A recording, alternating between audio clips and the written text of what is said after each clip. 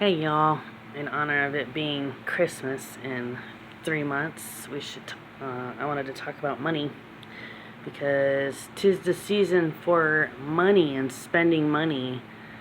Probably starting now until Halloween, a lot of people are going to go out and buy a bunch of random, stupid Halloween crap that they don't need. I recommend you not buy spiders and ghosts and witches and gravestones and weird stuff to put in your front yard, but it's your decision. But I do think you should buy candy because everybody should have some candy. Except it makes you go to the dentist. And then, of course, in December, you have everybody shopping for Christmas, which this is an interesting fact. If you look up John Ramirez, he used to be a witch, and he says that the 2 months where there's the most demonic activity is October and December.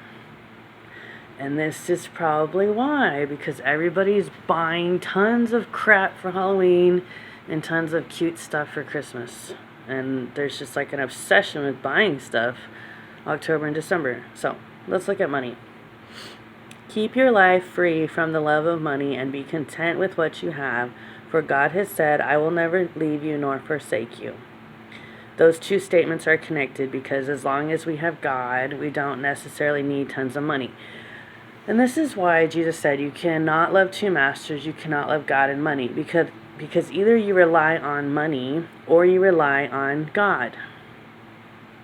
I remember there was an acronym when I was in my high school youth group. FROG stands for fully rely on God.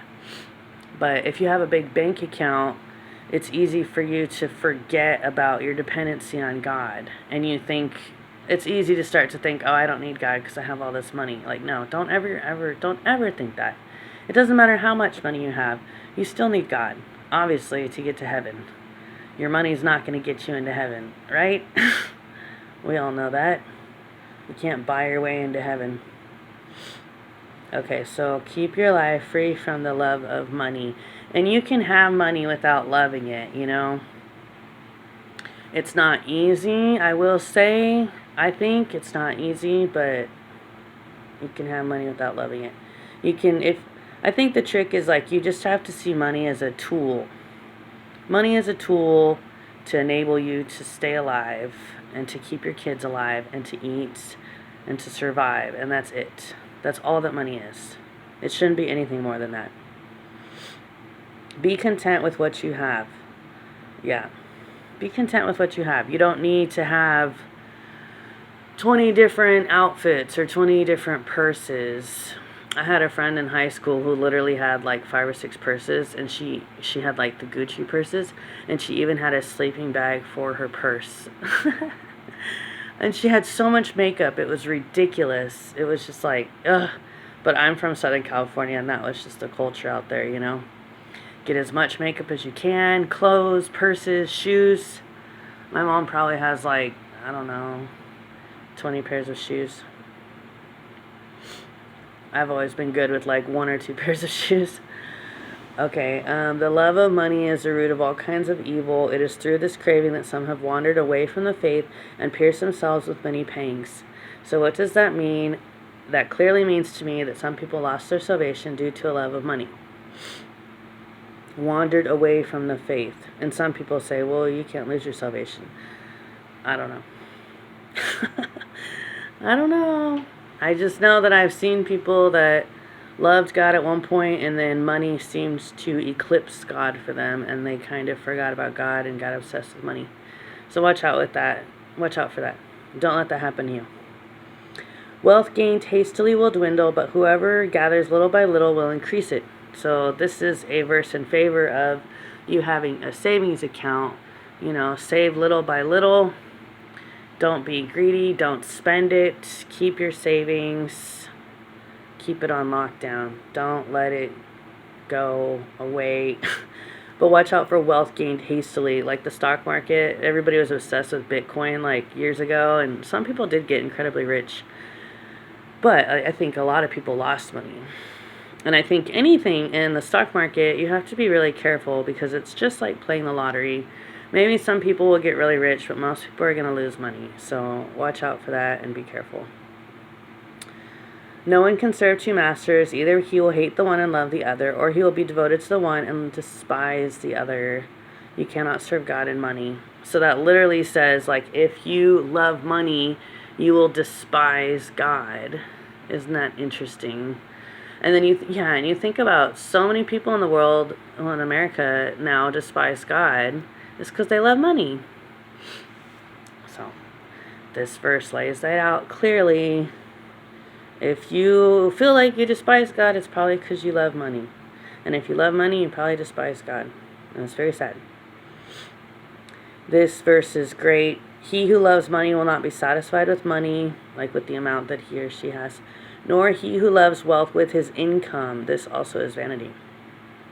So if you love money, no job, paycheck will be enough. You'll always feel like you should be getting paid more. And watch out for that. Just be happy that you're getting a paycheck. Be happy that you have a job. Don't be overly demanding or picky about that. The rich rules over the poor, and the borrower is slave to the lender. This is why it's really wise to not buy a brand new house and not buy a brand new car, because as long as you have those things, you have a payment and you feel like a slave and you don't feel free. Yeah. But it is nice to have a new house and a new car, obviously. But yeah, you got to be wise about such purchases. Like, can you afford it, And are you willing to put the work in to pay it off? Jesus said, "Take care and be on your guard against all covetousness, for one's life does not consist in the abundance of his possessions," meaning your life doesn't have more meaning the more stuff that you have, but a lot of people think that it does. A lot of people think the more stuff, the more valuable you are, but that's not true. Don't think that. This verse is good. "As for the rich in this present age, charge them not to be haughty, prideful, nor to set their hopes on the uncertainty of riches, but on God, who richly provides us with everything to enjoy. They are to do good, to be rich in good works, to be generous and ready to share, thus storing up treasure for themselves as a good foundation for the future, so that they may take hold of that which is truly life." So rich people should be generous and not prideful, and realize that riches are uncertain. Yeah, like there's an emoji in most phones of dollar bills with wings on the sides, showing that money can fly away like almost instantly. "A good name is to be chosen rather than great riches, and favor is better than silver or gold." A good name, maintain your reputation. And this is what's so dangerous about money, is that some people will do anything to get more. Some people will do anything for money, but you need to maintain a good name. Your reputation is more important than getting great riches.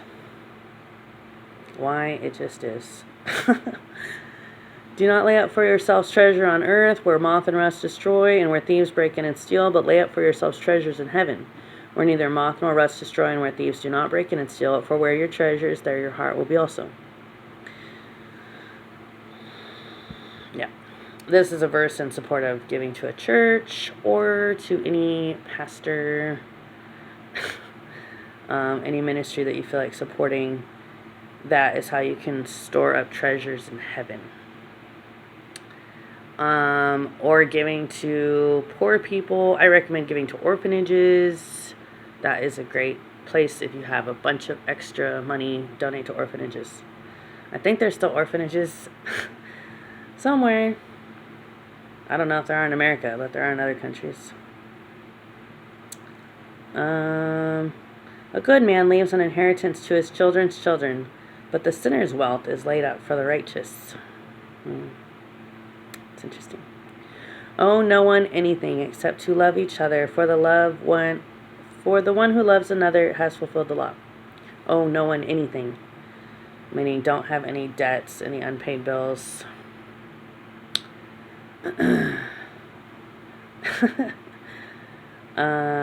What else?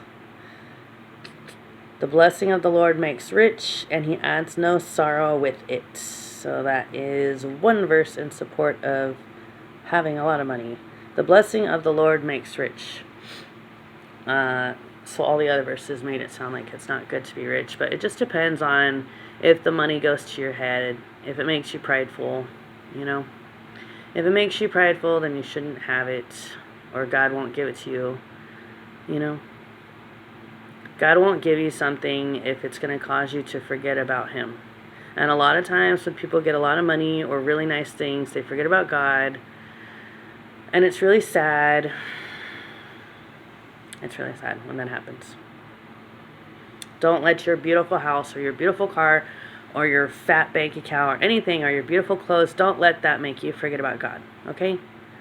Because those things should not be your God. Like God said, do not have any gods before me.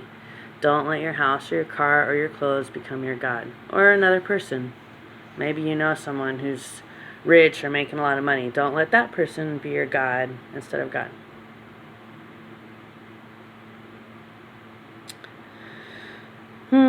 Honor the Lord with your wealth and with the first fruits of all your produce.